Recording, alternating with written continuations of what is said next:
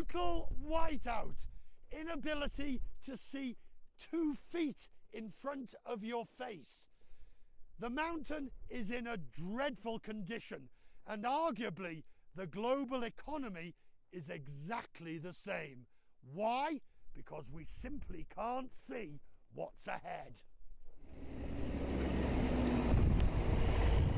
On the mountain, it's time to call in the experts, the snow groomers, who will clear a path. So we have the shovel in front, pushing the snow away, and the smoother in the back, smoothing everything down.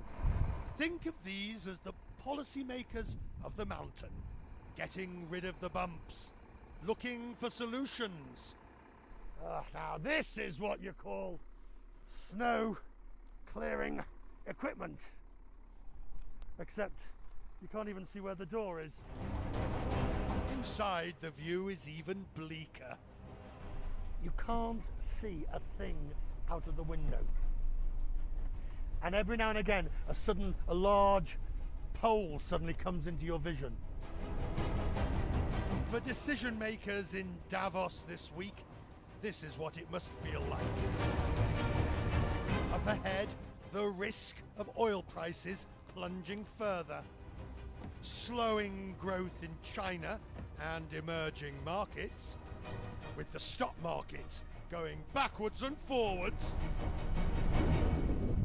All the warning signs are there to see.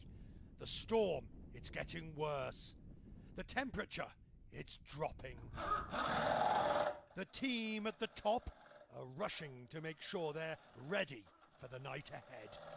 They're out there every night grooming all the slopes, about 85% of all the slopes on the mountain for the next day. The message? Persevere, right to the end. It's why the world's leaders keep coming back. Whether it's the falling price of oil, the slowdown in China, or weakness in emerging economies, the challenge in Davos is to find a clear way forward. If the policymakers fail, well, frankly, we're all left out in the cold, flying blind.